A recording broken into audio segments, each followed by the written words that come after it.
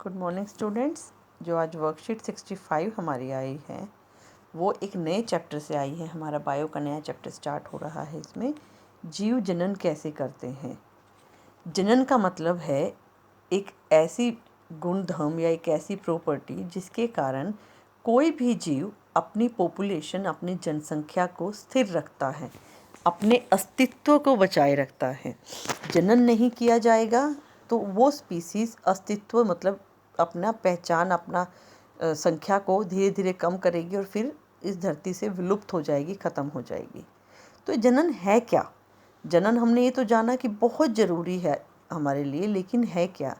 अपने ही जैसे बच्चे पैदा करना, अपनी ही स्पीसीज़, अपनी ही प्रजाति के जैसे बच्चे पैदा करना जनन कहलाता है। जैसे जो आप देखें मानव के जो है मानव के जैसे ही बच्चे पैदा करता है, कुत्ता है उसके कुत्ते जैसे ही बच्चे पैदा होते हैं, तो वो जनन कहलाता है आपका। क्या जीव पूर्णतः अपनी प्रतिकृति का सृजन करते हैं, मतलब अपनी फ़ोटोकॉपी बनाते हैं, जीरोक्स फ़ोटोकॉपी बनाते हैं? क्या आप अपने माता पिता की जीरोक्स फ़ोटोकॉपी हैं? वो चीज़ें हम इसके अंदर देखेंगे। जीव आकार व आकृति तो समान होती है, तो वे हमें सदृश तो प्रतीत हो जाते हैं। शरीर का डिजाइन समान है, मतलब हमारे भी हाथ है, दो पैर हैं, वही आकृति है जैसी हमारे माँ बाप की है। तो इन डिजाइनों को ब्लूप्रिंट तो हमारा समान होता है। बुनियादी स्तर पर अगर हम बात करें ब्लूप्रिंट की, मतलब जो बेसिक रिक्वायरमेंट है वो तो हमारी क्या है, इसमें समान होती है। कोशिका के केंद्रक में पाए जाने वाले गुणसूत्र, अगर आप देखिए ये कोशिका है, यहाँ इसके केंद्रक से पहले कोशिका केंद्रक की झिल्ली थी, ये केंद्रक है। इसके बाहर ऐसे धागे जैसे क्रोमेटिन फाइबर्स होते हैं जो ठंडे होकर क्रोमोजोम्स बनाते हैं, गुणसूत्र बनाते हैं।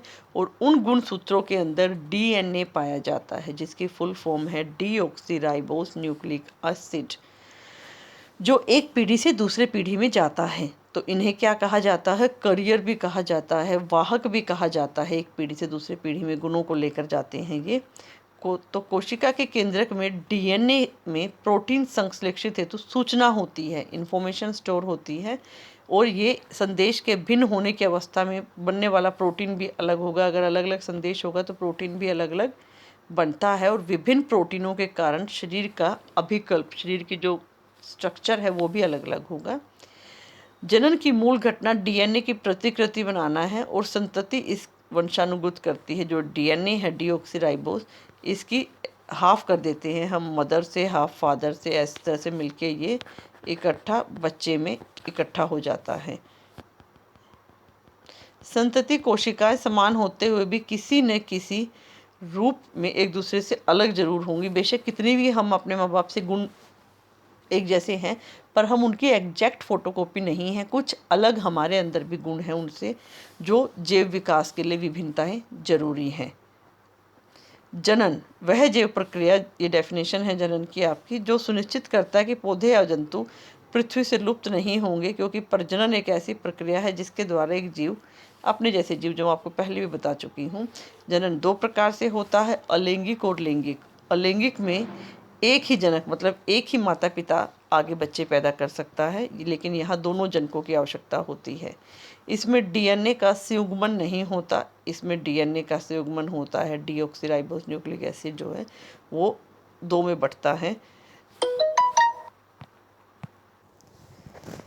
तो यहाँ पर हम तीसरा जो इसका अंतर है, उत्पन्न संतति लगभग जनक के समान होती है। जो अलैंगिक में जिसमें एक ही माता या एक ही पिता से जो संतान उत्पन्न होती है वो लगभग समान होती है, फोटोकॉपी होती है। लेकिन यहाँ पर ये समानता लिए हुए विभिन्नता भी रखती है, मतलब अलग अलग भी उनसे होती है। अब जो विभिन्नताएं आई हैं उनका महत्व क्या है, क्या इम्पोर्टेंस है उनकी? एक तो इसमें जनन क्षमता का उपयोग करके जीवों की समष्टि पारितंत्र में स्थान अथवा निकेत ग्रहण करते हैं। वो अपना एक जो पारितंत्र है उसमें अपने एक इम्पोर्टेंट प्लेस करते हैं। और डीएनए की प्रतिकृति का अविरोध जीव की शारीरिक संरचना के लिए अति महत्वपूर्ण है, और जिसके कारण वो किसी भी पारितंत्र में अपने आप को एडजस्ट कर सकता है। अतः किसी प्रजाति के समष्टि के स्थायित्व का संबंध जनन से है। अगर उसे अपनी पहचान, अपने अस्तित्व को स्थायित्व करना है तो ये जनन में विभिन्नता भी होनी जरूरी है।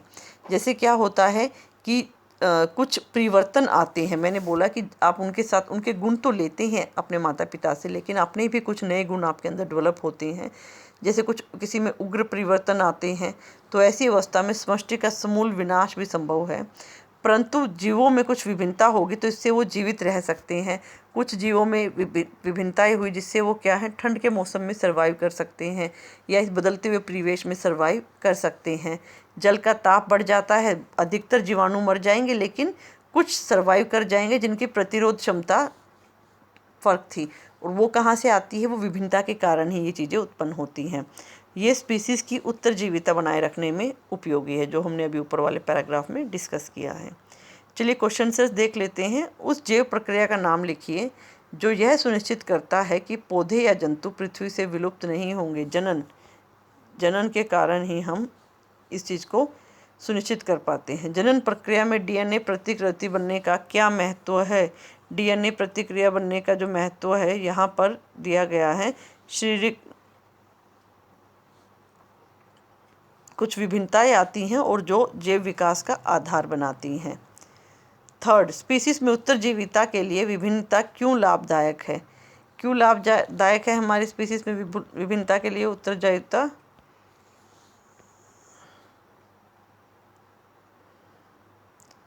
ये वाला पैराग्राफ उदाहरण वाला जो ये पूरा पैराग्राफ आपको इसके अंदर लिखना है। जनन तथा उसके प्रकारों की परिभाषित कीजिए। ये रहे जनन के प्रकार और ये उसकी परिभाषा आप यहाँ से लिख देंगे। यदि एक जीव युग्मक के संयोजन के बिना जनन करता है तो इस जीव द्वारा प्रदर्शित किए जाने वाले जनन का प्रकार क्या है? इसका प्रकार क्या है? अलैंगिक है। फिफ्थ का, और कोशिका के केंद्रक में प्रोटीन संश्लेषण का मुख्य स्रोत क्या है? जो प्रोटीन संश्लेषण है वो कहाँ से हो रहा है? डीएनए, केंद्रक के डीएनए में है आपका। आई होप आपको वीडियो समझ में आई होगी। आप मेरे वीडियोस को लाइक कीजिए एंड मेरे चैनल को सब्सक्राइब कीजिए। Thank you.